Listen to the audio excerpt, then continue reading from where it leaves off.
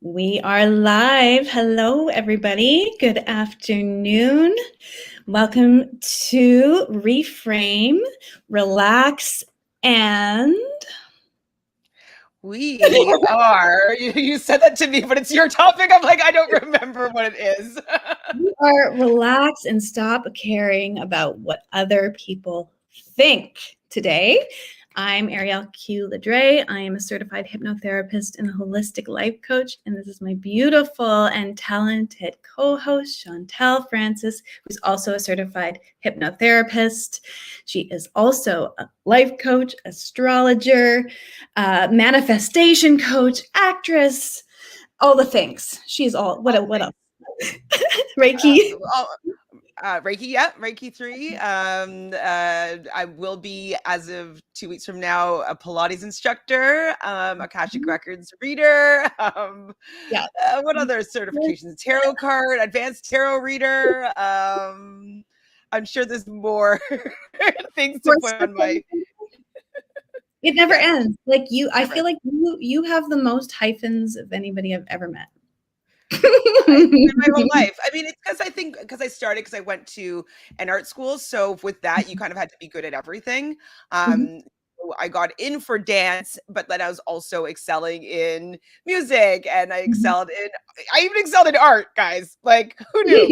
But so I think it allowed me to really develop a lot of different talents and things that I were better than average at. So I just have always been better at than average at a lot of things and have a lot of different interests. And so, yes, I think it's pretty fun and amazing to have such like a wide, variety of things that I'm talented at, but then it doesn't offer me the opportunity necessarily to focus on things because I have everything, my net spread so wide. And so I do think that it is a little bit at a detriment that I didn't just completely focus on one thing and just became the ultimate best at one thing, like a Tiger Woods type thing. He's the best golfer, but like he didn't put any energy into other things. So I think it's good, and it might not be that amazing, but yes, I do a lot of things, and I'm decent at quite a few of them.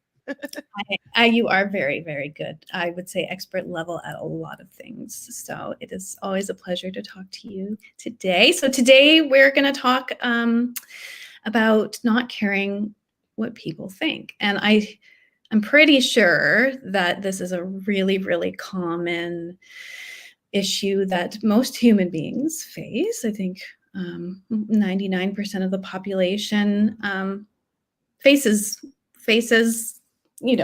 just being in, we're tribal people, right? And I think there are some people who really, truly don't care, but I think that, and they're born that way, and bless them. But I think that it's just a part of being a human being on this earth, but there are things we can do in order to self-regulate and keep our cool and not get tripped up and go down the rabbit hole of really, detrimental thinking patterns around what people think of us. It's kind of having like a loving detachment. Absolutely. And I think that, because we are human beings, we are able to see and recognize things in other people that actually resides in ourself. I think that kind of relationship allows us to be like, well, if I'm thinking this about that person, they must be thinking this about me. And so cycle of seemingly judgment kind of starts. It's like, well, they must be thinking about me if I would be thinking this about them. And so it's kind of learning when to stop actually judging other people, I think, because if you stop judging other people, then having the expectation that they're doing the same for you about you. So definitely it's something that comes up as being in the arts industry. Like seemingly there's always a microscope on people's achievements, what they're doing, how they're doing it. We have award shows, even the audition process, like all of that seemingly is giving us like the right to judge, right? But then really though, if we're going to be judging all these people for what they're doing or not doing or how they're doing it, then that judgment is going to come back on us. And so it's kind of finding balance between appreciation of other people, what they're doing, and their artistry, and not allowing it to go into the judgment realm, because when you have the judgment realm, then it's going to come back to you, and then you're going to start judging yourself. So definitely finding that balance, because I would say one of the hardest things within our industry is to have that attachment from outcome and from how other people might perceive you. I think it's probably the most challenging parts of working as an artist in the entertainment industry. Yes, absolutely. And continuing to remain vulnerable and open and share your artistry, even though most of us, and I'm not sure exactly what the odds were. I know your lovely friend Zena was saying it was like 1 in 30 that will book in terms of acting. It used to be 1 in 20. Oh my God, 1 in 30 is so annoying. Well, I thought it was 1 in 50. So, I mean, who knows? Like, is it really possible to even average it out? But to remain open and not let your brain go down that dark road of, what are they thinking? And it's because I did this, or it's because I, you're micromanaging how your audition went, or whatever it is, when in reality, there's so many other factors that are at play. We know when casting is involved, and it's beyond us. So it's just not productive generally to think that way. Absolutely. Other people's opinions actually don't matter. The only opinion that actually matters is the one that you have for yourself. And that, I think, is what we need to kind of shift, because if you have really strong, it comes in self-confidence, self-esteem, doing the work, knowing your value, all that stuff that we always talk about, that's a bit of an eye roll, self-love, blah, blah, blah. But when you have that, you are not relying on other people, how they feel about you, to make you feel good about yourself. You are taking that into your own hands and your own control. And so once you're in control of how you feel about yourself, then the opinions of others actually don't matter, whether it's good or a bad opinion. It doesn't actually affect who you are. Well said. And I think that when you start to cultivate that ability to source it from inside, and it obviously, like anything, just takes practice, then you're able to tune into this wellspring of energy, and just being able to be like, no, I know my worth. I don't need validation from outside. But if you get tired or, all of the things that happen in life, it can be a little bit hard. So just like you say, creating rituals or incorporating it into your self-care is not only prescriptive when those little demon thoughts come your way, but also preventative in the future, and just helps your confidence build and build and build. Well, and we talk a lot about like energy, thoughts, how your thoughts create things in your life, manifestation. And if you're kind of always thinking that other people have negative thoughts about you, that is still a negative thought, and it's actually going to create more of that fear of these negative thoughts, or whatever you think that they are thinking ends up becoming true to a certain extent, because you end up manifesting it because you're focusing on those other things. So if you're like, oh my God, they think that I'm a terrible actor, blah, blah, blah. If that's what you're thinking about in an audition, then you may do something in that audition in order you to actually justify them having that thought. And so it really is something as an artist to nip in the bud, because if you are having the thoughts of a highly successful actor, that doesn't usually correspond with having people think that you're a terrible actor, right? Like, of course, doubts and stuff like that, but that's all becomes part, like, that's you being like, oh my God, am I good enough? All that stuff. But if you are really having the thoughts and the esteem, and you're acting and you are like a highly successful actor, then those thoughts won't actually come into play as often as when you are working to become a highly successful actor. So I always say you want to have the thoughts of the person that you want to be, or the person that has the career that you want to have. You have to have those thoughts be matching it. And those thoughts usually don't have to do with other people and how their opinions of you, because other people's opinions of you don't matter. No, they don't. They don't. So, what do you have any maybe any examples of things that have happened in your own life where you've noticed, other people's opinion have affected your career? Oh my goodness. Absolutely. I feel like I'm the queen of this. I think that I would, um, from a young age, and I have no idea where it came from, but I always felt like I could hear the thoughts of other people, and what they were thinking and how they were perceiving me. I don't know what that was, but as I grew older, and I think I still default to that, like I said, when I'm tired or something like that, grew older, I started to realize it's like, I'm not a psychic. There's no way that I can possibly. I'm definitely a sensitive person, but I cannot read other people's thoughts. So I just became a very hyper vigilant young person, thinking that I knew everything. And so once I got rid of that control, around, thinking that I knew what other people were thinking, I felt a lot more free. But I mean, it doesn't mean it doesn't come back. So I'll tell you a story. So recently I had a disagreement with a friend, and it's not industry based, but I think it's a really good example of how we do this. And she had made some judgments against me that were somewhat fair, but I feel like really also blown out of proportion. And I really, really, really, it rocked me for about 2 weeks. I was just stewing over this, judgment that she had about me, just stewing and being like, is it true? I don't really know. And I was ruminating it at all hours of the night, ruminating about it. And then I started to really, really think on it.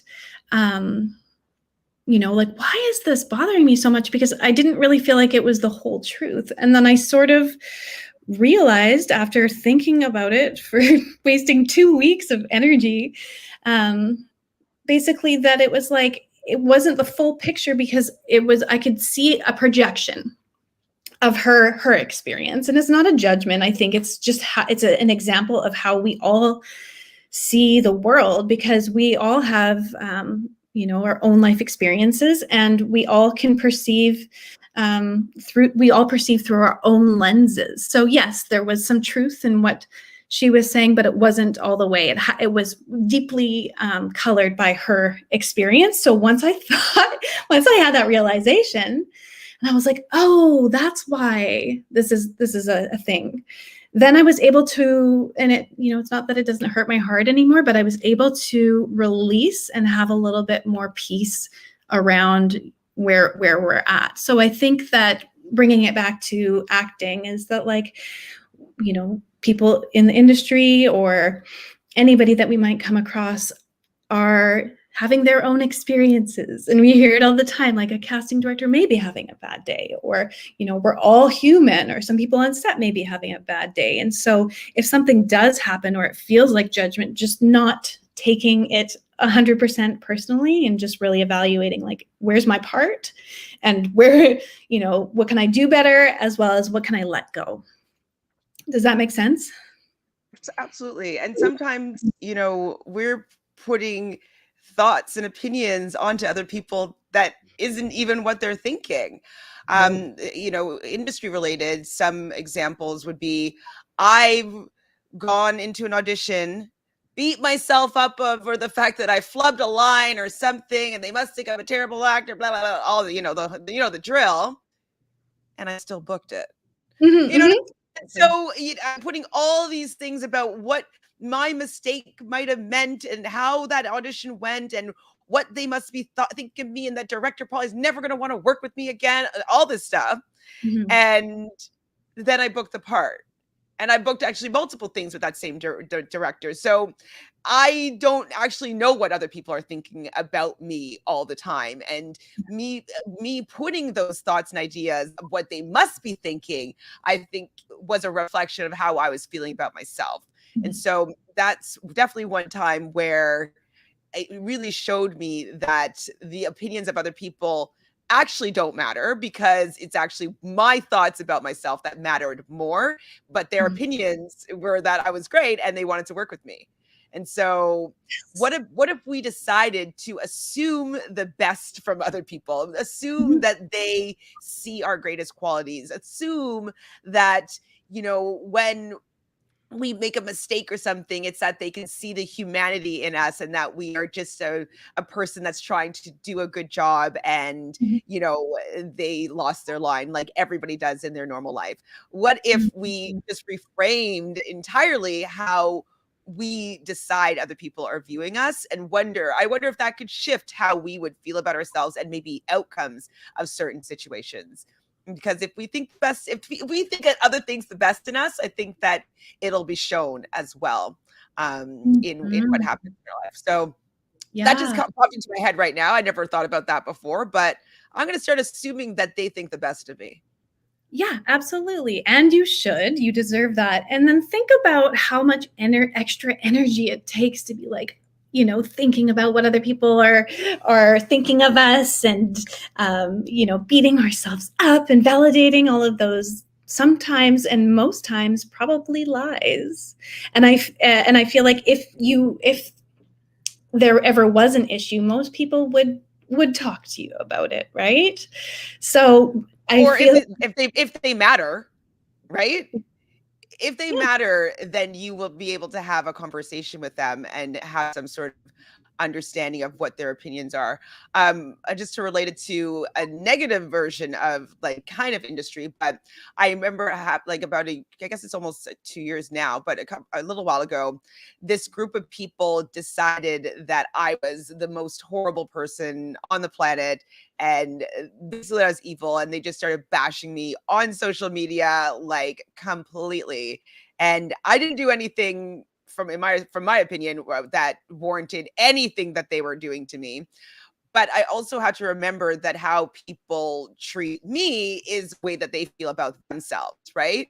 Or I'm bringing out something in them that's triggering them. And so I had to do my best not to respond, and to try to defend myself or anything like that, because I had to remember that their opinion about me actually has nothing to do with me. It's a reflection of how they feel about themselves. And it was a really hard thing for me to experience, because you don't want people to be spreading things that are untrue about you on the internet. It's very hurtful. And it's you want people to know that it's not true and that's not who you are. And it took a lot of restraint not to respond, but I didn't respond. And I don't think that it spread like wildfire and everybody thinks I'm this horrible person anymore, but I just didn't give it any more energy to make that grow. And so I think that's another thing too, is not feeding into it and making it get bigger and bigger and bigger is also really helpful with other people's opinions not completely affecting you. Because if I went into that, it would have affected me even more than it had, just from the experience happening. And then letting it go and letting it just be their thing that they have to deal with, like it actually ended up diffusing it and showing, I think, that it wasn't true, Yeah. And that it was on them. That's incredible that you were able to distance yourself. I'm sorry that happened to you. I cried a lot though. Yeah, I think anybody would. And you think of a lot of the actors or different celebrities who are active on social media, and people, they're just having a bad day or whatever and want to bash them. And I think it would be really hard to not take that all to heart. So I feel like that was such a gift in a messed up way from the universe for you to be able to be like, no, I know who I am. I'm not going to take this on. Not worth my energy, even though, it hurts and you shouldn't. Yeah. Another thing that popped into my head, I don't remember who I was listening to. I mean, I've listened to millions of hours of self-help gurus talking about different issues. Maybe it was Deepak Chopra. Maybe not, though. It doesn't really sound like him. But anyways, this person that I was listening to years and years ago said that sometimes celebrity is the amount, like the bigger the celebrity you are, is the bigger amount of criticism that you're able to take about yourself that that you do not take on, that you are able to not take on.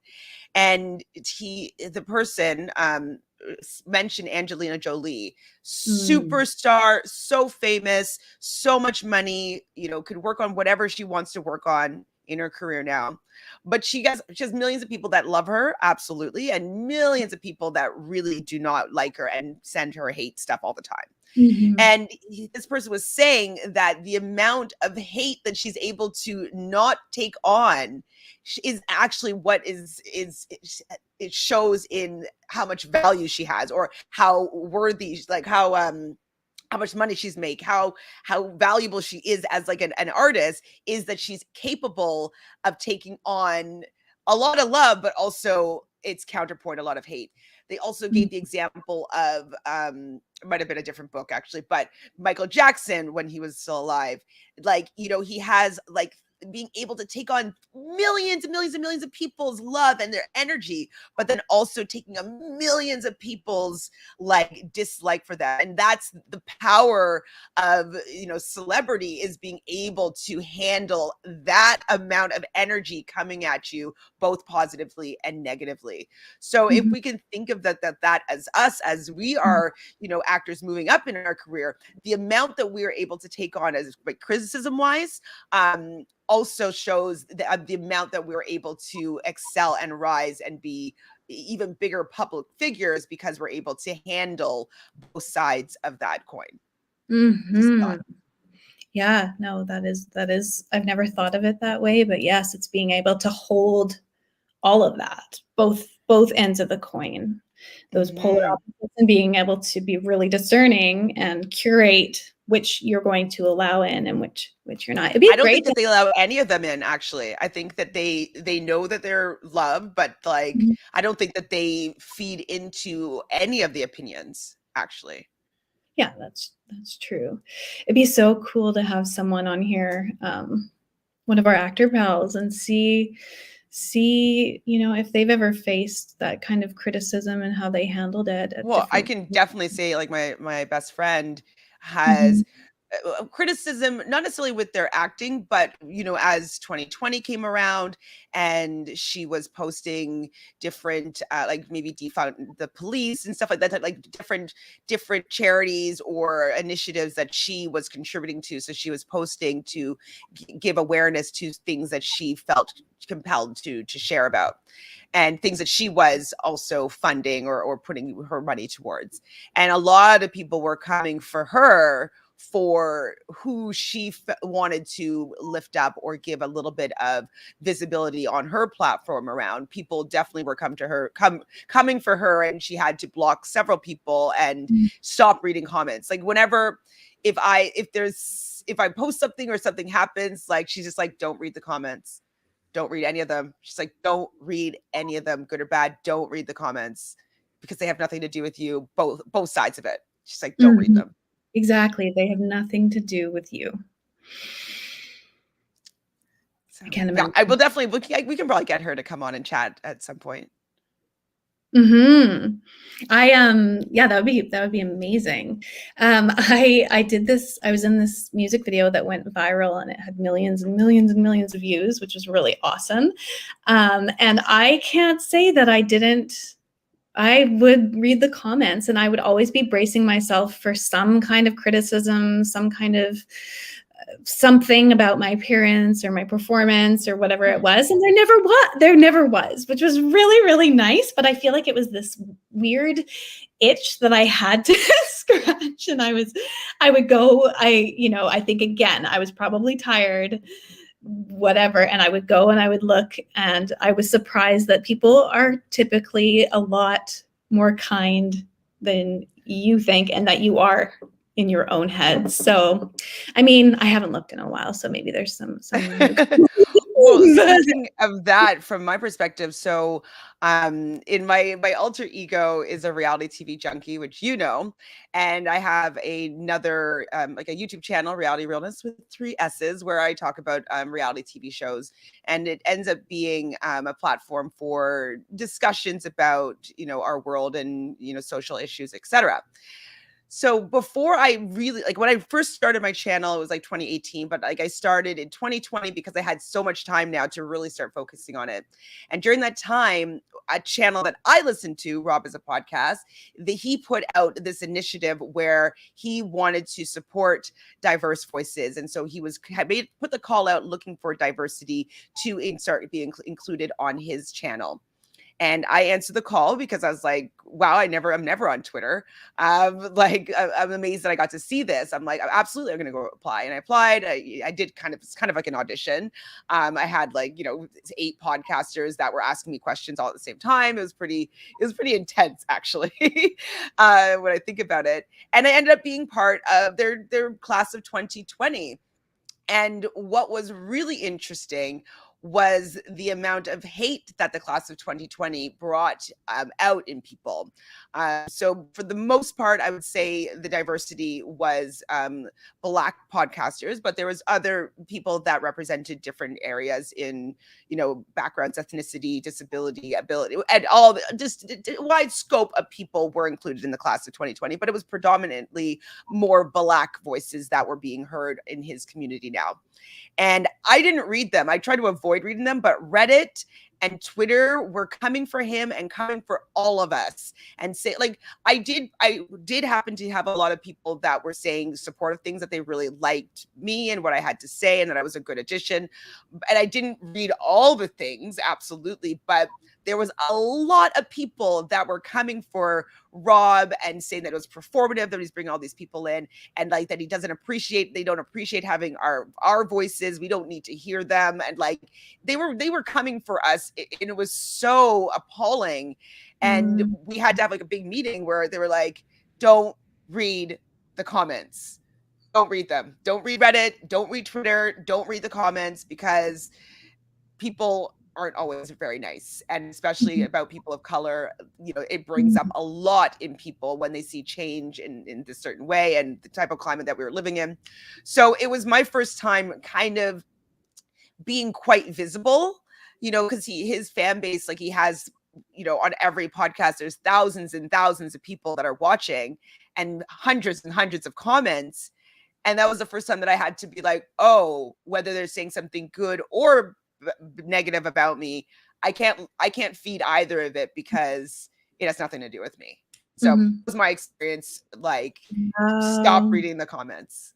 Yeah, that's so unfortunate. But like you said, with any big change in the climate, people go into resistance, and having a computer to hide behind, or Reddit, for better or for worse, I think gives people a strange outlet for issues that they have that are entirely their own issues. But they, there's so many other productive ways to get your anger out. Why don't you go smash some pottery, or, do some boxing or whatever it is. But, I think that when people are judging in that way, it only makes them look unstable. That's why I feel like this work that we do in hypno is really amazing, because we're owning these parts of ourselves and integrating them so that we can just lead a more peaceful life and access more creativities. And really, I think that's the gift of being an artist, is that all of that self-reflection. And perhaps it's motivated by, wanting to get to the next level, but that's a gift. We're always growing. So yeah, well, I'm again, and sorry. You know what? And we're willing to put ourselves out there for us to be a mirror of some sort for everybody else to either be inspired, for them to grow. Maybe seeing something in us that makes them angry, it will allow them to something to come up that they realize that they have, that's been stored deep down inside of them. So we are allowing people to change by being a mirror for them in some capacity. And so we need not to have any attachments on how they are experiencing us, because we are just part of their human experience, and they're seeing us the way that they need to see us for their own life experience and their own growth. And fingers crossed they take action. Please do. I mean, but that's also, unless they're my clients, none of my business too. Yeah. Yeah, and what you were saying, it reminded me of what Shakespeare said, just actors being able to hold a mirror up to nature. That's what we're True doing. that. So not taking it on. Oh, I'm so excited for what I have planned for a session for later. Ooh. Go on. Well, okay, so let's just maybe do a little bit of debunking any myths around hypnosis and you know, you know the drill. You know the deals. Yeah. Okay. So I have a question from somebody who wrote in saying, can hypnosis make me do anything that I don't want to do? So what do you think? What are your thoughts? Well, absolutely not. I mean, we get from from our industry, so movies, televisions, theater, we get a misconception about what hypnosis is, and that we see people that are doing things in a stage show per se that isn't something that we wouldn't do. But one thing that is the most important factor I would say about hypnosis is the fact that you actually do have to give permission for anything to occur.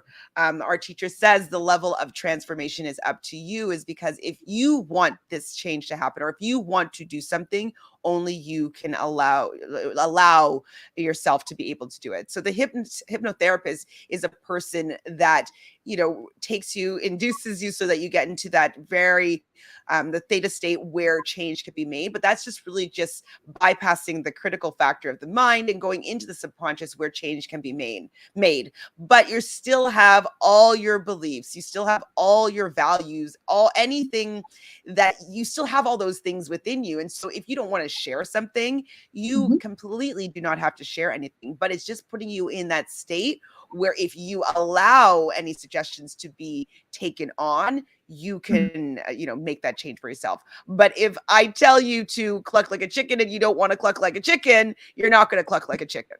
That's just fact.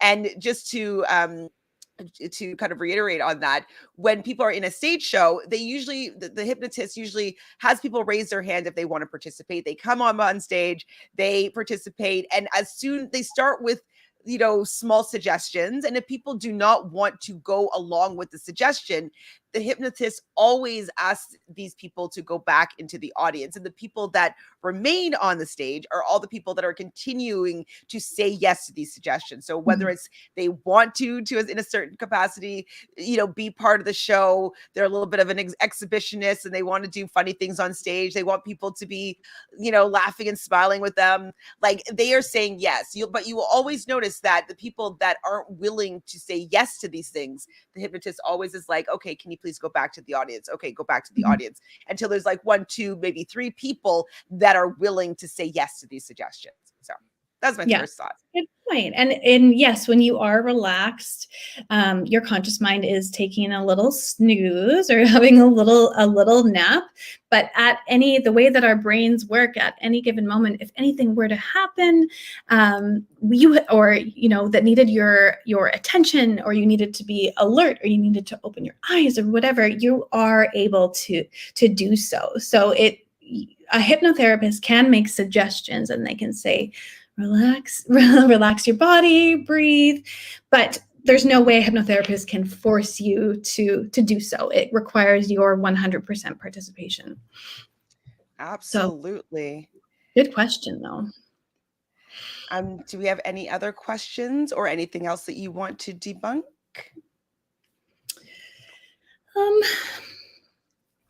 Something that comes up a lot around hypnotherapy that I wanted to debunk is that, like anything we do in life, it does take practice. It does take willingness on your part. So, we may be working. So for instance, if we were to be in a session, or we take today's episode and our session, for example, if it is something that you really want to work towards, like not caring what people think, and we do it in a session around it. Yes, you did a hypnotherapy session on it, and it's a retroactive experience, and you're going to see little moments in your life where things are illuminated and you're able to think and behave in different ways.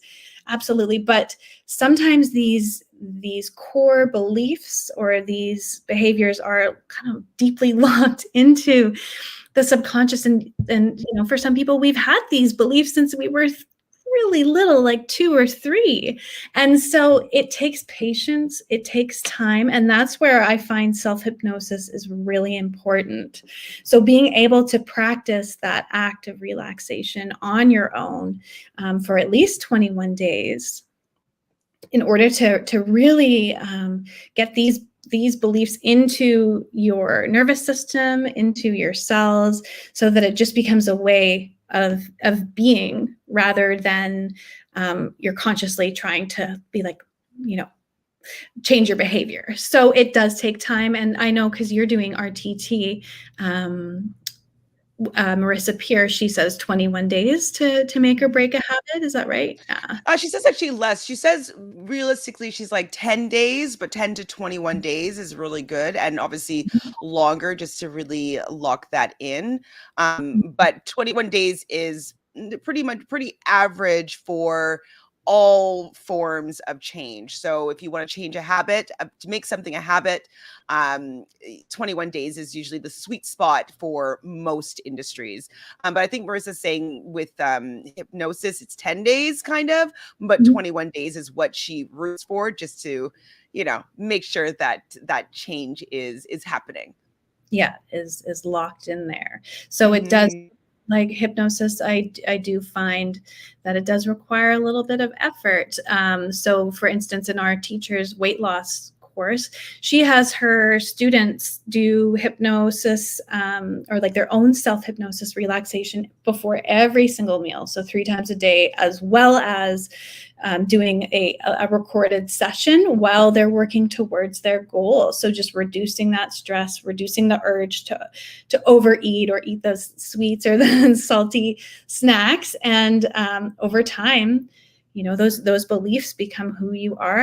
And I know you worked on helping the students as well, but just to see that transformation when they committed to that practice every single day was just unbelievable. It's very, very inspiring. Oh, actually, tell me a little bit more, because I end up not really doing that much with people's journeys. Like I was mostly focused on the workshop. So can you tell me maybe 1 or 2 success stories that you recognize in that? Oh my goodness, so many. I know that there were some participants who would do it. It was a 90-day challenge, and they would go from being completely depressed and shelled up to completely transforming their life in 90 days through her weight loss program. And I think there's a lot of misconceptions. People don't, or around weight loss, a lot of people go to hypnotherapy for weight loss, and they kind of don't own their part in, I mean, I don't want to say their part, but like there is an emotional thing around body image, and I think it's an undeniable thing. And so the people who committed to just really rewiring their brains to love themselves again, and kind of adopt these beliefs that were counter to what our culture says about how we should be treating ourselves, or even what a healthy reward is. And there's so many different principles that she brings along. But I know that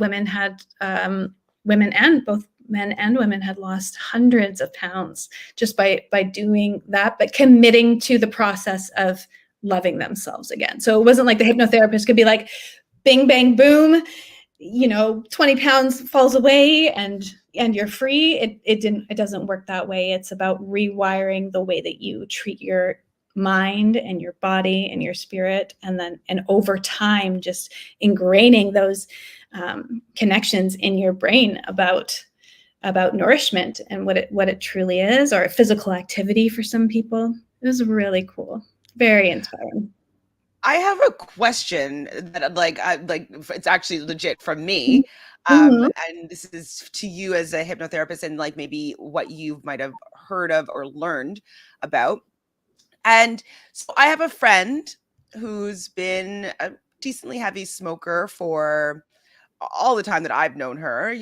Back in those days, like I used to smoke cigarettes too, whatever. And like now maybe I'll have a cigarette if I'm having a couple drinks, I might want one, but like wouldn't consider myself to be a smoker.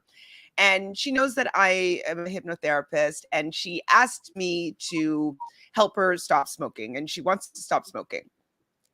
Now, I feel from how she was asking, it would be something like she would want pro bono, which I'm fine with it. But I'm wondering what you feel about people's willingness to transform when there's no money or finances on the line. Because Mhm. sometimes when people pay for something, they work a little bit harder and they want the results more because they do not want to lose the money, as Mhm. opposed to it, well, let's just see if hypnosis works, and not really having anything to lose Mhm. if it doesn't work. So I'm just wanting to know what your feelings around about charging for something like this, and do you think that she is likely to get the same result whether she pays or she doesn't pay? Yeah, good question. And I think you're right with there's definitely a reflection of someone's commitment if they have put down it's like it's an energy exchange. And so when you do when you put down if you do a trade even or anything monetary, I think that raises the stakes a little and really proves to your subconscious mind, I'm ready to make this commitment. Now, sometimes people simply can't afford it, and that is understandable, but I think that having any kind of exchange between you two, I feel like would really be beneficial, not only to you, the hypnotherapist who's sharing your talents, your time, your energy, your expertise, but also to her, for her to really lock into the subconscious that she's making this commitment for herself, she's ready. um, yeah, I know a lot of coaches do. There's negativity around that, or there's some with anything, right? There have been accounts of spiritual people saying the same, but it doesn't have to be a lot. It just is a reflection of taking that step forward. I commit. So however that looks. So I do agree with you, and that's kind of what I expected you to say. And so, how would you approach your friend if you were in a similar situation? Would you say there would need to be some sort of exchange, because in order for you to actually show that you are ready and able to make this commitment to yourself, you kind of have to put something on the line, something that you would lose if it doesn't work? Absolutely, absolutely. And yeah, with smoking, it can be like someone's best friend in a way. And a lot of people have been smoking for a really long time, and that's their go-to. And I have found in the past that for my clients who are smokers, um, a lot of people, because it's a good way to cover up your emotions. So a lot of people think it's just this benign habit where they just do it and they're like, I don't know. But it takes work on their behalf. It takes commitment to be able to look at least some parts of their life that they were kind of trying to avoid, and that's a whole lot of heavy lifting for you. So I think, yeah, get her to do some kind of exchange or a letter of commitment or whatever it is, and I think that will really solidify her. um, A letter of commitment, that's interesting. Just be Something like like, "I promise to do this, to do my self-hypnosis for the next at least once a day for that. 21 days, listen to this recording at least once a day for 21 days, and show up and be open and be willing to go where I need to go to be able to heal what needs to be healed in order for this habit to leave or change. Yeah. And it Interesting. is hard. It's hard. And for you, you know, it's going to take a lot of planning on your behalf. You're not a smoker. So sometimes with different ailments that we have with or hypnosis, we got to do some research and we have to figure out the right protocols. We have to be able to adjust for the client's need, and it takes time. So I think that both of you will benefit if you have that energy exchange. Okay. Yeah.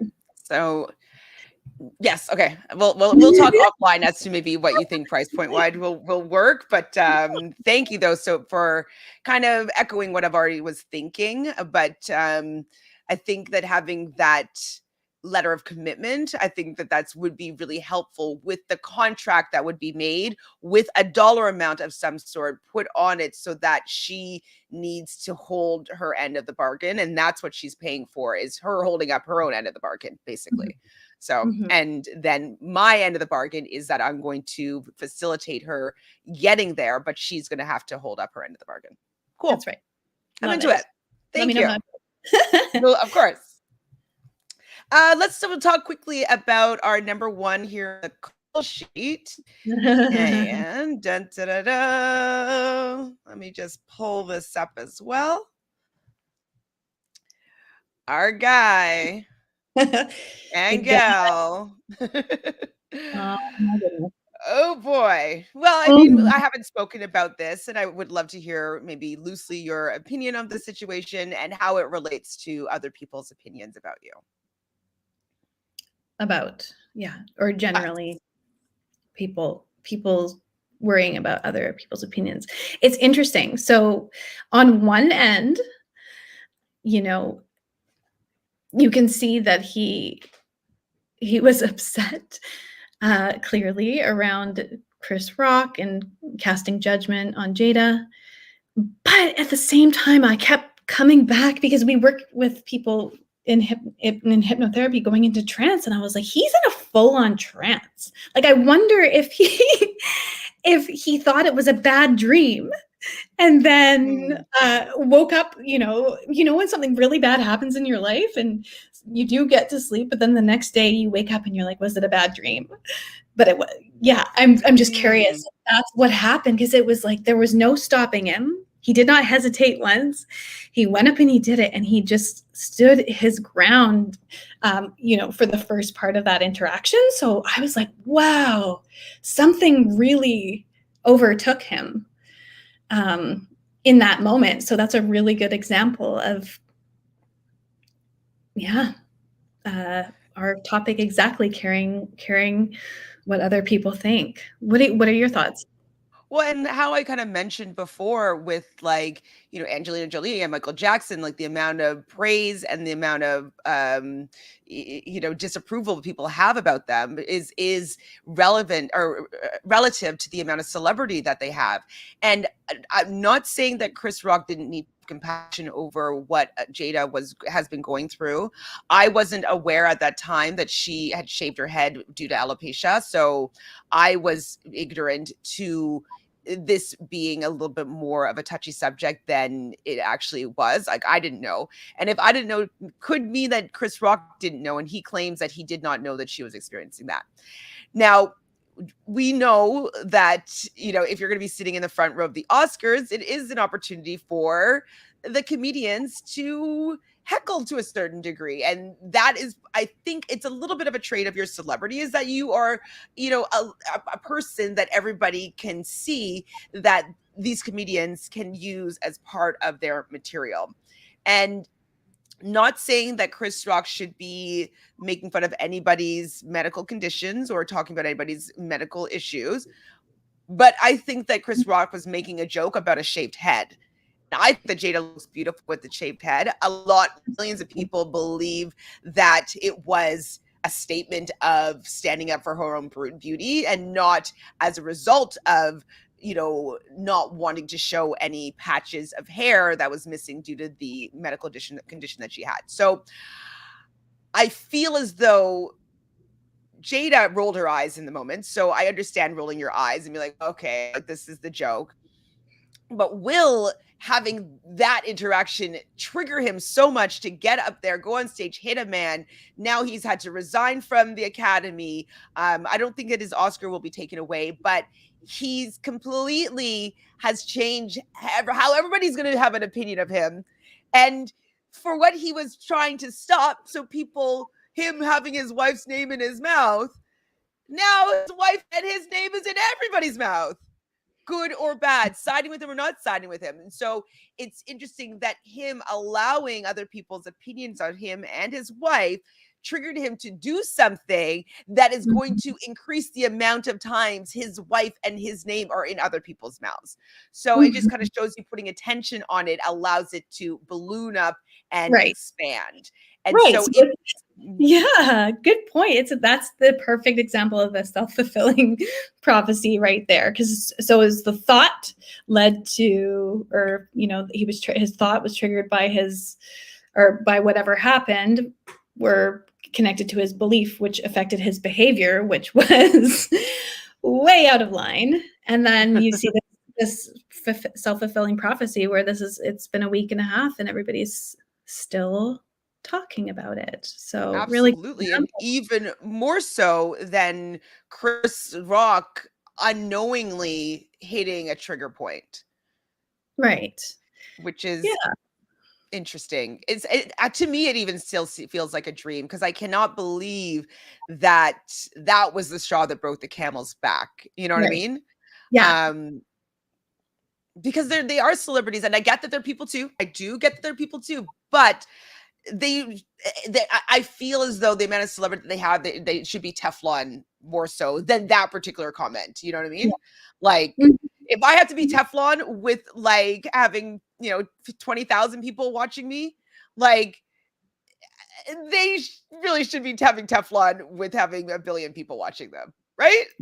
Yes, absolutely. It's just such an interesting case.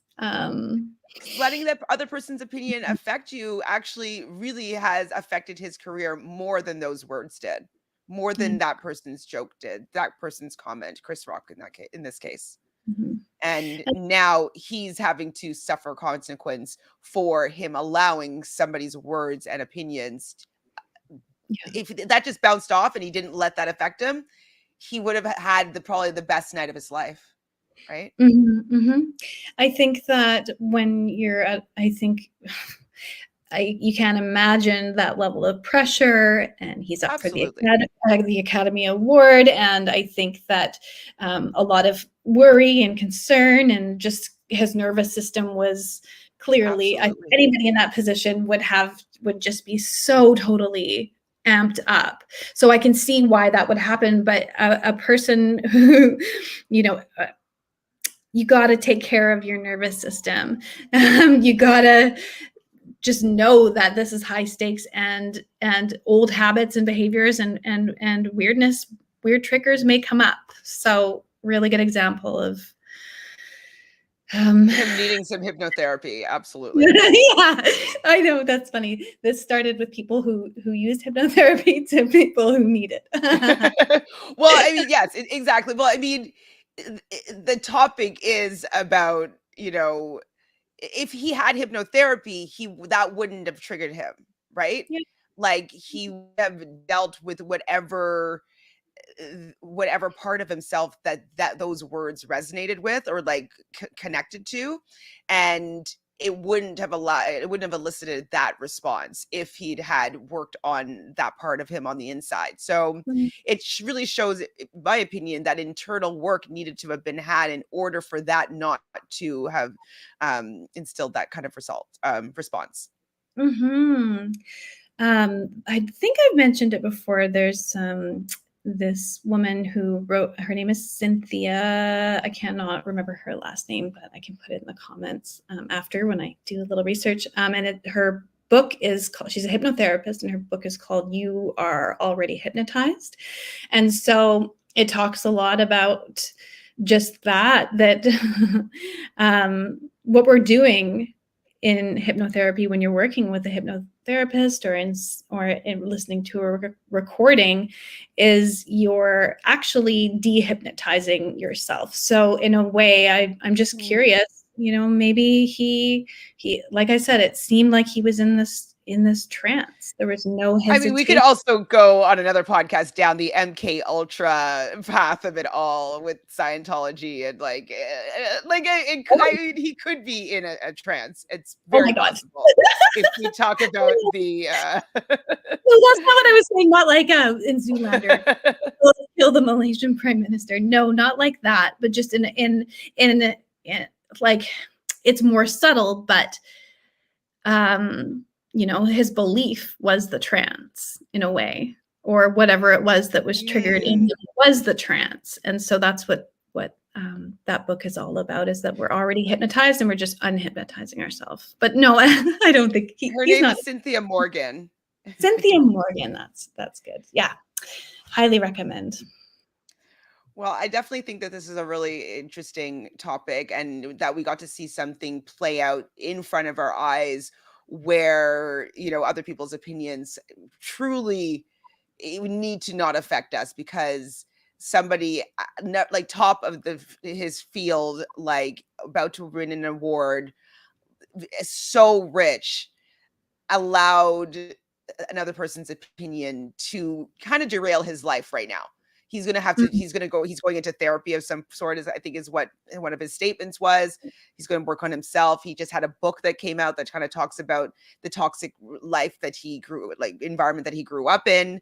And so a lot of work is going to be done from this point forward. And if he had taken care of himself and shifted those beliefs and not allowed other people's opinions to have any sort of effect on him, he might not be spiraling downward right now. So it's just very interesting.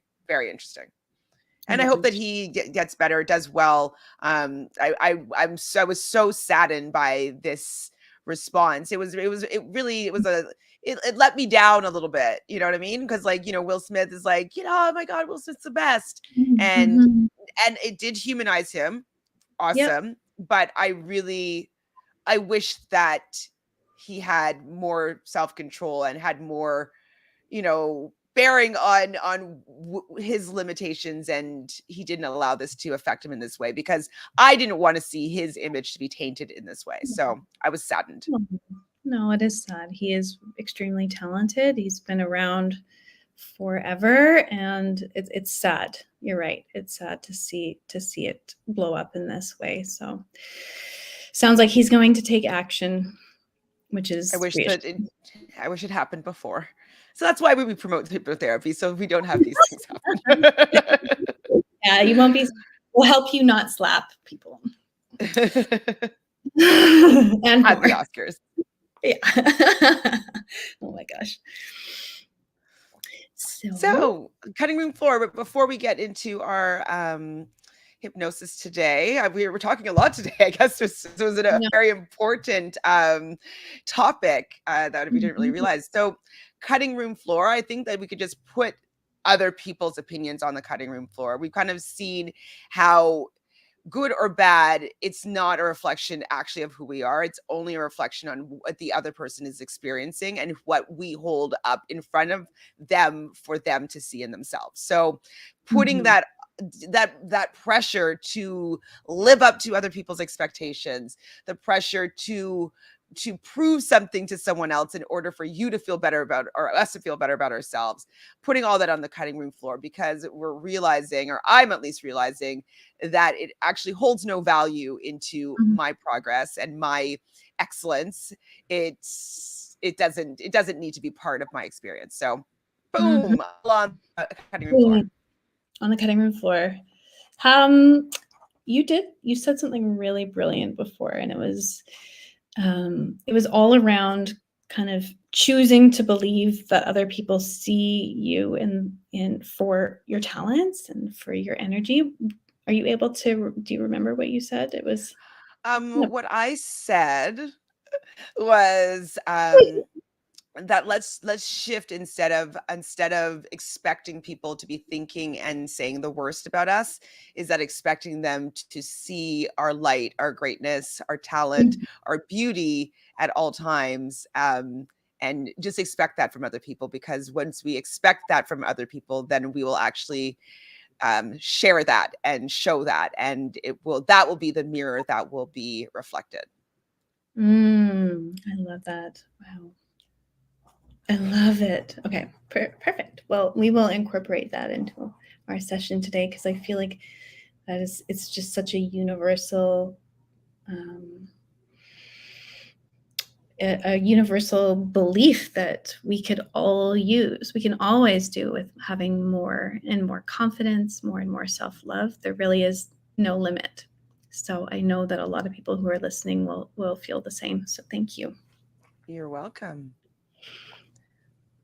All right, let's preface this safety meeting, because we're going to go into a little bit of hypnosis right now. So, of course, if you are operating any sort of motor vehicle of some sort, please do not listen to this part of the video or audio, as we're going to be going into a hypnotic state. We would like you to be safe, and so make sure that you are not operating anything dangerous at this time when we go into hypnosis. Do you have anything to add? That was just perfect. I'm ready. Are you ready? So for anybody listening, just feel free. You can either sit comfortably, or you can lie down in whatever position that just makes you feel supported and safe, and you can go ahead and turn off any distractions. Just taking a moment just to settle in. Creating a container for yourself to just really focus on tapping into that wellspring of support and inner validation, all for you. Good. So just taking some deep breaths right from where you are. And if your eyes aren't already closed, you can just go ahead and shut them all the way down. And I love working with actors because we know how to breathe. We might forget. And that's okay. You're only human, but you have been trained to be able to use your instrument and connect to those deep belly breaths. So just practice that a few more times, breathing deeply all the way into the bowl of the belly. And on your next exhale, you just see if you can just let go. So maybe you want to sigh. And just extending all of that air out.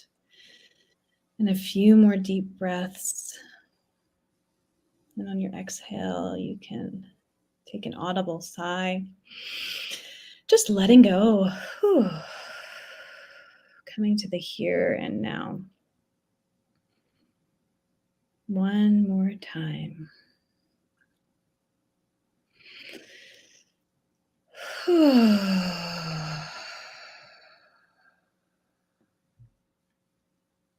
Taking a moment to notice how much better you're already able to feel.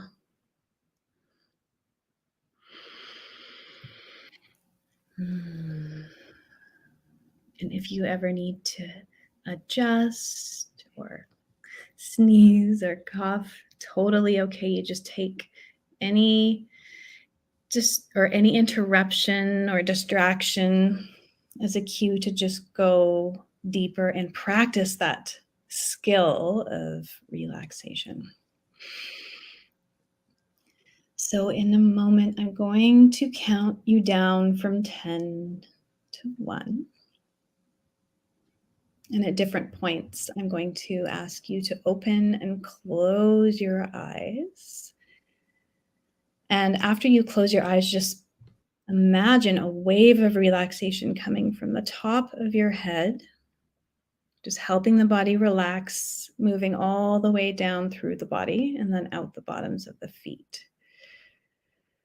So after every number, I'll say, open your eyes, and then you just close them down and you send a wave of relaxation through your body. So the muscles in the eyes are going to help us relax today.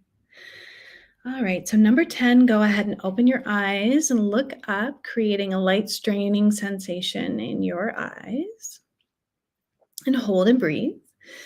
And when you're ready, just close the eyes all the way down and send that wave all the way through your body. Really good. 9, go ahead and open your eyes. Looking up, hold and breathe. And close the eyes, just letting go of any tension in the body. That's good. 8, go ahead and open the eyes. And then just feeling those eyelids get heavy and close the eyes. Just going deep or relaxed. Remembering to breathe nice and easy. And number 7, open the eyes. Hold and breathe and close the eyes. Thinking to yourself, deeper, relaxed. Beautiful. And 6, open your eyes. Hold that gaze. Close the eyes. Just letting go of any tension in the body. Good. 5, open the eyes. That's right. Just holding and breathing, closing those eyes all the way down, allowing your body to relax. Breathing easy. 4, open the eyes. Hold and breathe. Close the eyes. Thinking to yourself, deeper, relaxed. 3, open the eyes. You're almost there.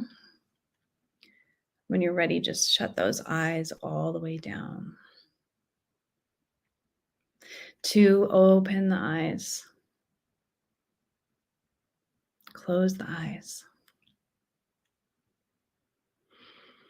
Last one. 1, open the eyes.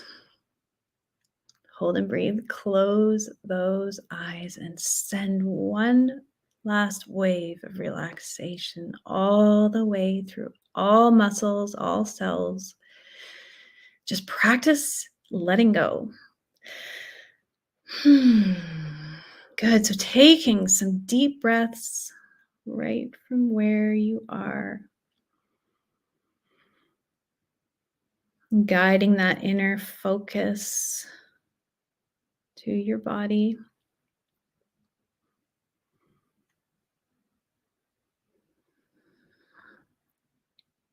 Good. So now we're going to focus or meditate on a positive statement that will take us even deeper into relaxation. And this affirmation just really speaks to that part of us that craves safety, validation, that needs to be cared for. So just repeating in your mind or out loud after me. So it goes. I am safe. I am calm. I choose to be here. Taking a deep breath. One more time. I am safe. I am calm. I choose to be here. Beautiful. And one more time. I'm safe. I am calm.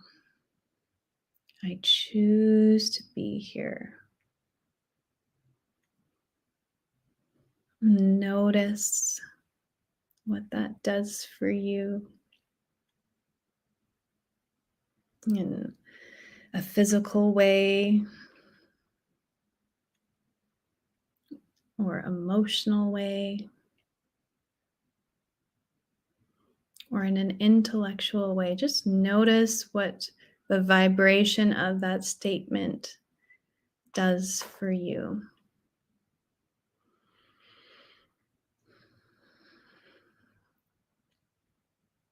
Good. So I'd like you in your mind's eye from this deeply relaxed state to bring to mind a recent time where you might have gone down the rabbit hole of concern for what other people might be thinking of you. A recent time, so something that has a charge on it, where you went down that old path and you were concerned about what others were thinking about you. And really bringing this situation to mind. So, where were you?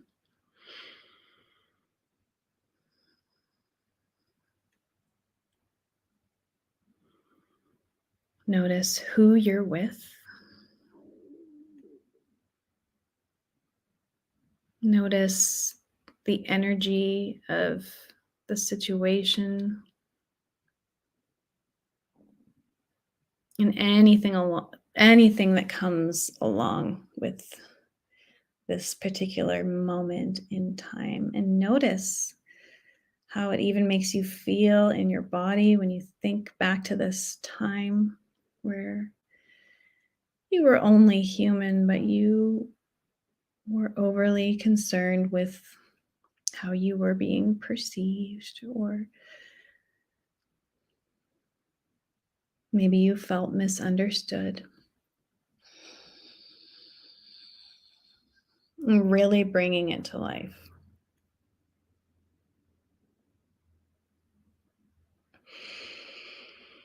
Good. So when I count down from 3 to 1 and snap my fingers, the part of you that is wise, the part of you that is calm, that part of you that has that perspective, that self-love, or perhaps it's you today, the one who took the initiative to jump into session here. Whatever it is that drives you for more, that energy will appear in this scene so that we can just get a little bit more perspective, so that we can have a little bit of resolution here. So 3, going even deeper into rest and relaxation. 2, a nice deep belly breath and trusting what comes. And 1, I'd like you to bring in the energy of that inner wise one right here into this moment.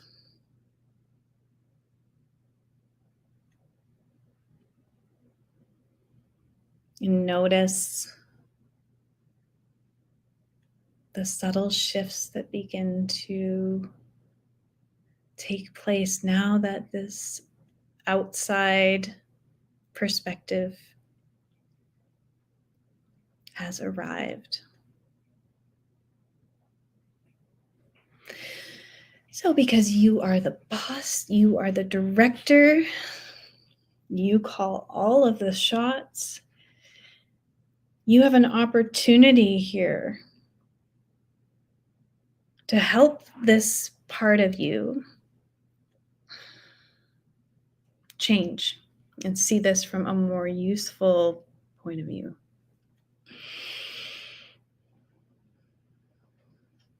So in your mind's eye, go ahead and do whatever it takes in order to make that part of you that used to be overly concerned or that had the tendency to go down those paths of caring what other people think, and make that change. So have this wise inner part of you show and demonstrate a new way of being, reacting,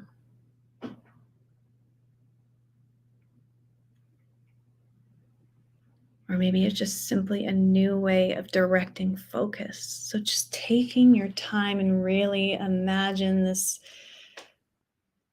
tutorial, this beautiful guidance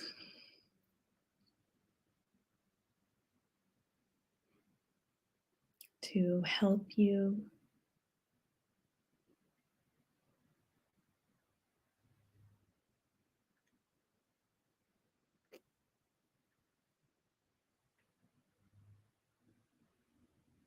and notice any subtle shifts in how you might be feeling in your body. You might be receiving messages or maybe even gifts from this inner wise one.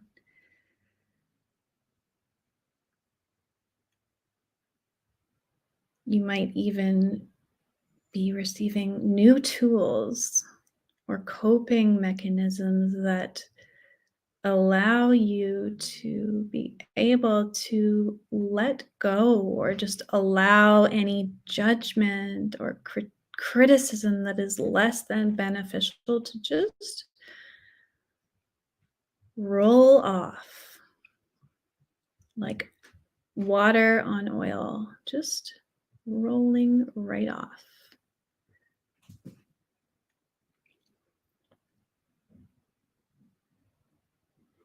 Good. And receiving anything else from this beautiful interaction your subconscious mind is gifting you.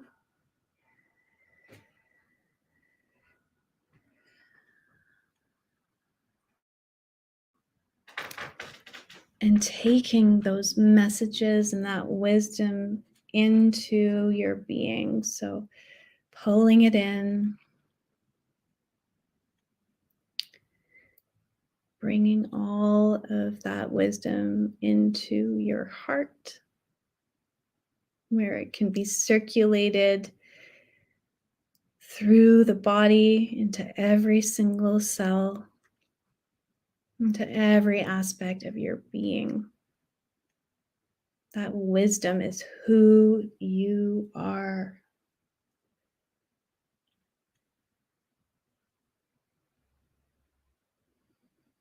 So now with this new wisdom, these new perceptions, I'd like you to bring to your mind's eye once again that moment where you used to feel tripped up or overly concerned with the opinions of others. And see how your expectations have shifted. See how your perceptions have changed. And I'd like you to go into the mind, the inner mind of who you are on that day with all this newfound wisdom, and imagine that you can see the thoughts, like little thought bubbles in a cartoon of someone, and that someone is you, that thinks in a way that is in alignment, that is supportive now.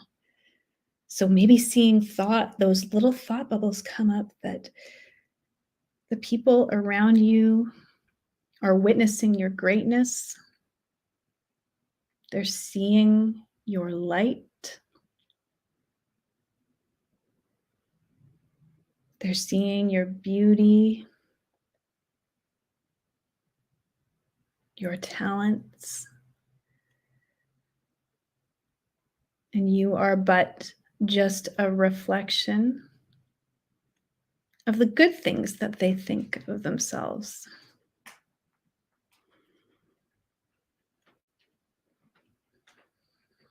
And every day, in every way, just affirming that others see your greatness and that you are able to share and show your talents freely. And every day, in every way, just being able to share that greatness with others and have it recognized.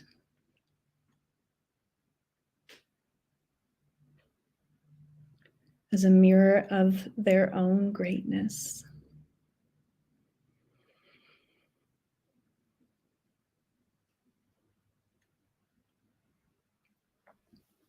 Beautiful. And some people like to install a mirror in their mind over their body. And just maybe it's a mirror, or maybe it's a shield, or whatever it is for you is perfect and correct. And this mirror can ward off anything that is less than beneficial. But it can also take on all of the things that are good,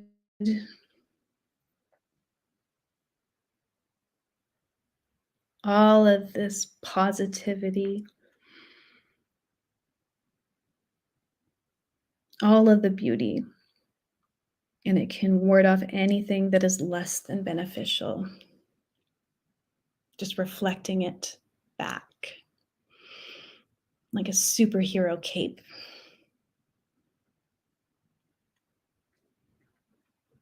This mirror, so just installing that fully, or your shield, and taking a few deep breaths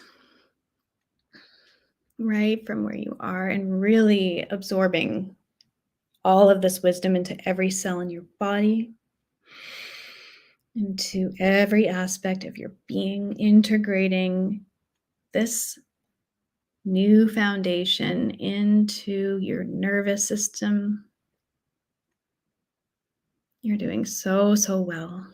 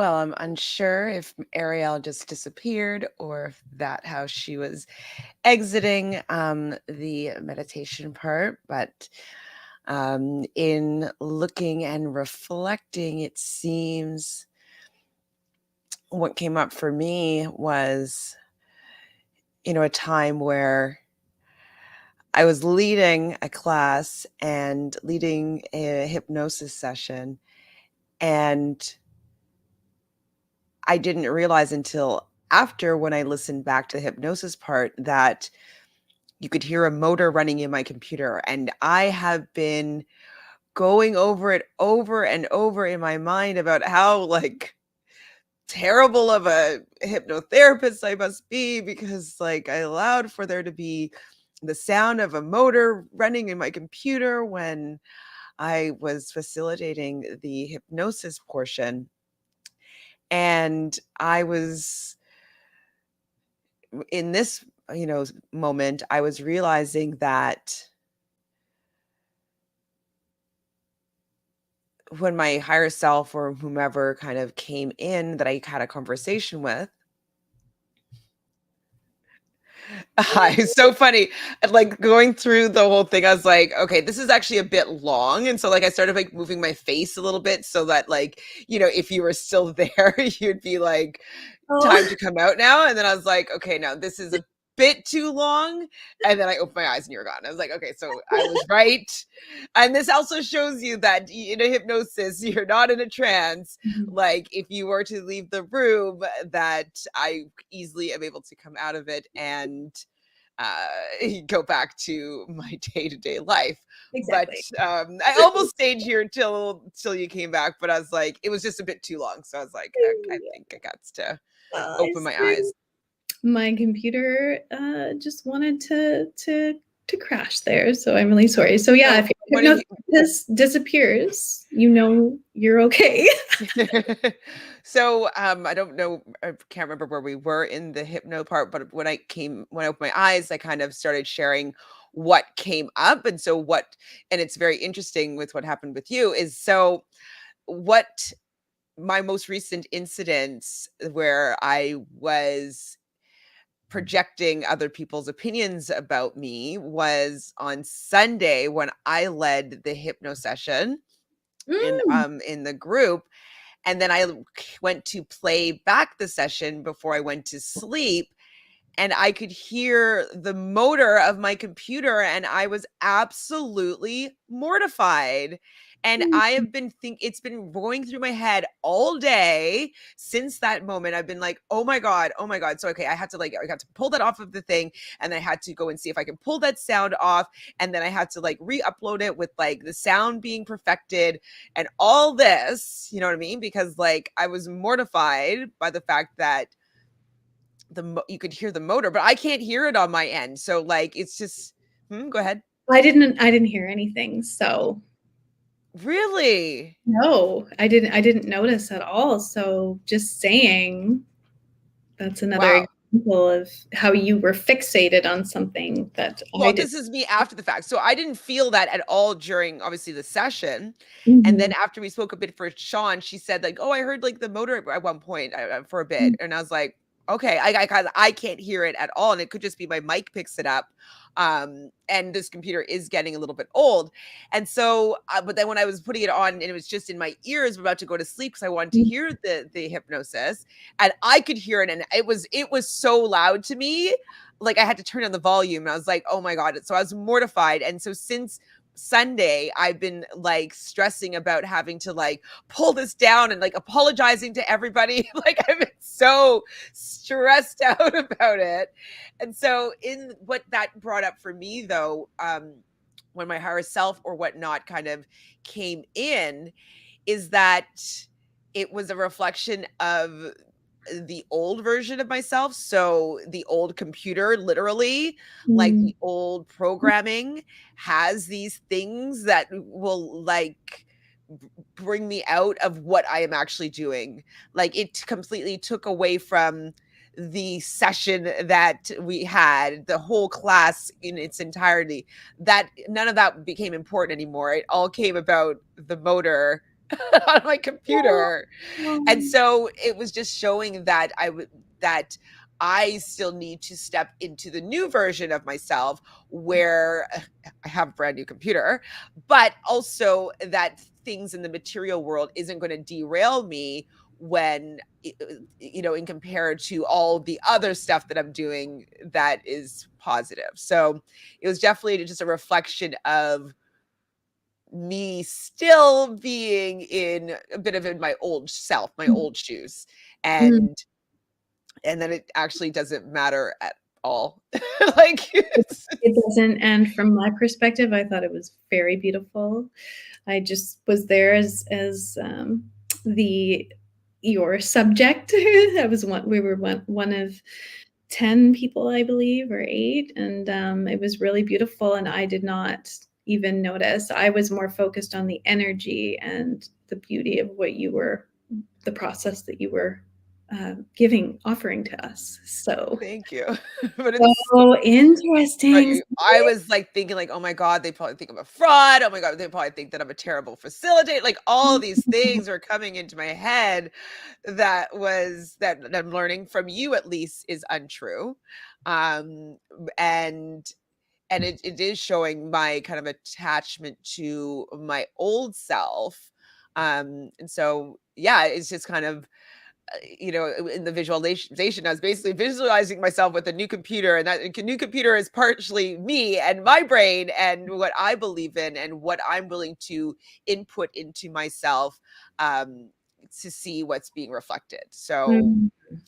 so that's what I came through for me. love that. Thank you for sharing. And it's a really great example of just going with what your subconscious is giving you. Trusting yourself while you're in hypno is such a big piece.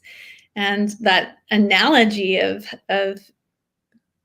being a computer, basically, in the old version versus the new version, that is, you can't just pull that out of your butt. Well, and then the fact that during this moment your computer just decides to do a little malfunction. Also, I think it's very interesting that it was at the same time, that like I'm clearing old energy and installing new information into my computer chip, that your computer needed to have a little bit of a reboot as well. So Oh my goodness, that's how powerful you are. sure. I'll take credit for that. All the way across Canada. I love it. Thank you for sharing. Well, I guess that's it for this hypnosis session. Did you have anything else you want to share before? And do you have your cards with you? I don't have cards today, sadly. I But wanted to hear what Gabrielle Bernstein had to say. oh, they're right behind me. I thought you weren't going to be wearing pants or something. I'm wearing stretchy pants. No, but not wearing pants because you don't want to get up. I'm wearing cozy pants. Okay. As I should. Okay. Of course. Cozy pants all the time. Okay, let's see what the tarot is going to have to say around what's going on today. Okay. Okay. Now, people think that this is a scary card, but it's actually one of the better cards in the deck. It is the Death card. Death is about rebirth, transformation, metamorphosis. And I think that that's really indicative of what I was experiencing in that hypnosis session, where my old self, I need to be birthed and reborn into the new version of myself that has a working computer. Like I want the best fucking computer. Like, sorry, I swear, but like I do. Like I feel like that is a representation of me. I do a lot of work on the computer, so I think that it would be amazing for me to have a computer that can handle all the work that I'm doing. And myself, I am evolving into a person that can hold the space for so many people, that can share my ideas with so many people, and that's willing to be reborn into somebody new, that's able to accept all the criticisms and the praise from everyone. And so I think with this being a lesson of not allowing other people's perspectives to influence you in any sort of way, that only yourself and how you feel about yourself is the only opinion that really matters.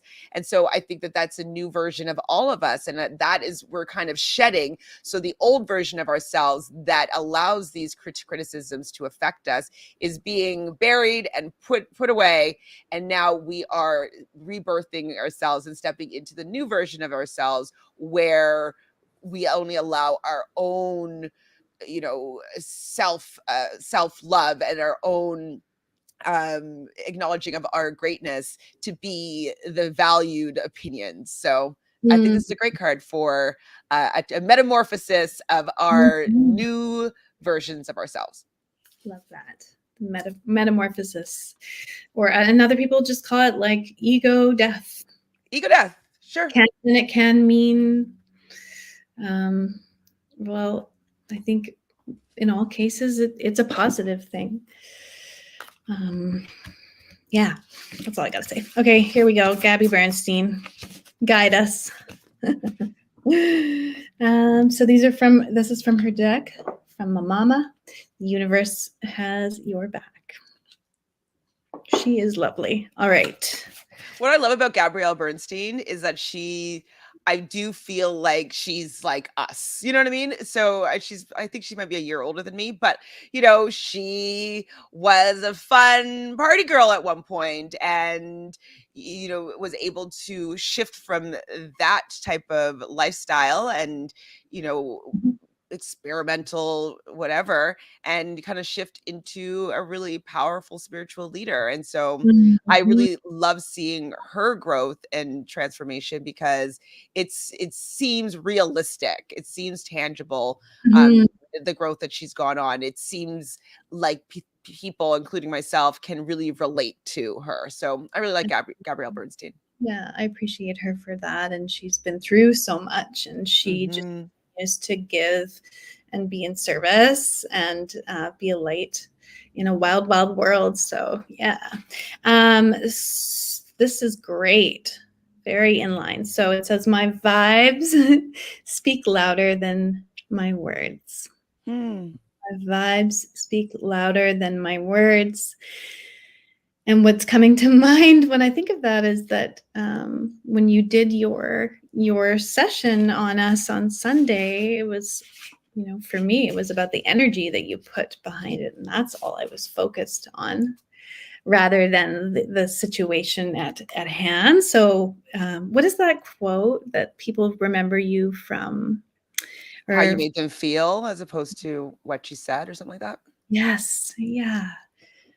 So it's all about coming back to. Well, you know what? That's really true, because like I pick and choose who I want to hang out with at a certain time. Depending on like, I don't know if I want to feel like that right now. Like, so, but like I'm my best friend, like I'll always hang out with them because I know I'll always feel good being around them. And then there's some other people like, I don't know if I feel like being in that energy right now.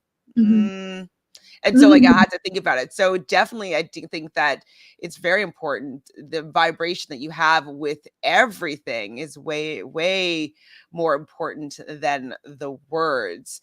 And yeah, I think that it's definitely a great barometer as to what you want to walk towards, is things that make you feel good.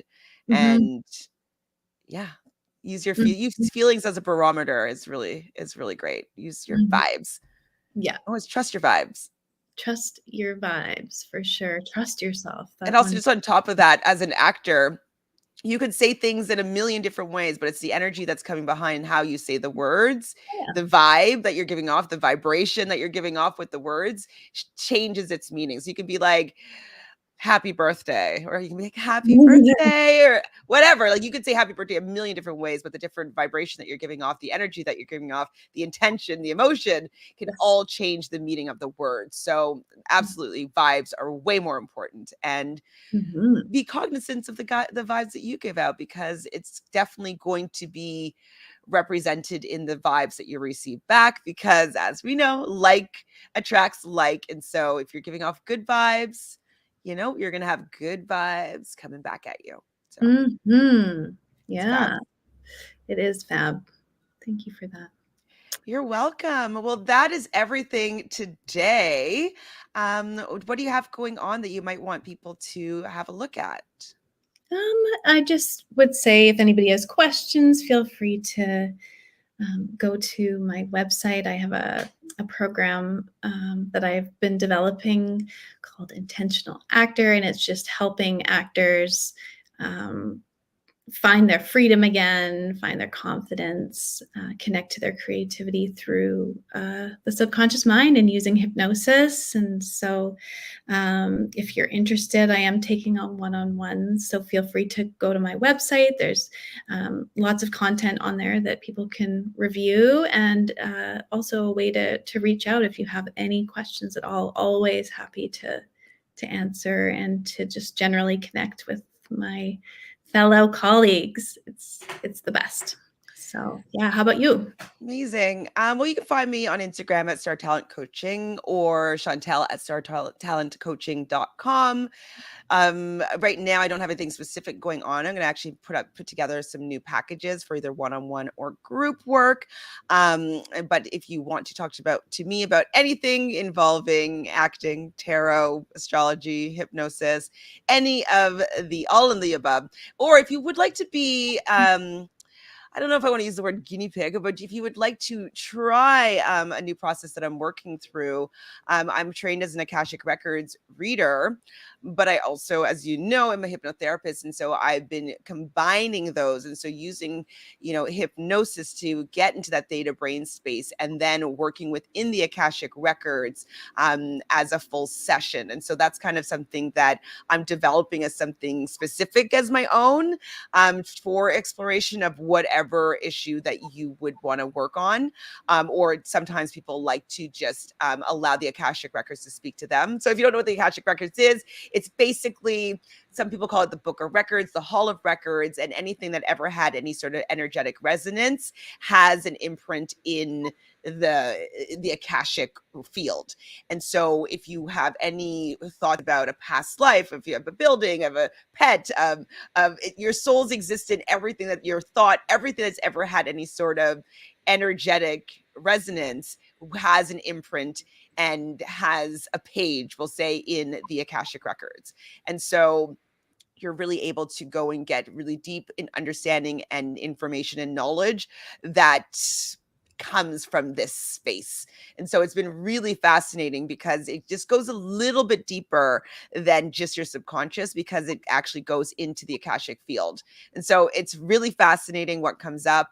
A lot of people end up traveling to past lives to find out certain, any presenting problems that are happening in their current life. We sometimes find the roots of it and do the healing in the Akashic field. And so it's been really fascinating working with hypnosis and the Akashic Records. So if you're interested in trying that, I'm putting some packages together for people that want to be part of this journey of kind of developing a new way of really going deep and looking inside to see, and through your past life and through, all the different things that I've mentioned, to see how we can heal on a deeper level. So that's what I'm working on right now. So if you're interested, message me and we can figure something out, a little package, a deal to, start working in the Akashic field. So that's that.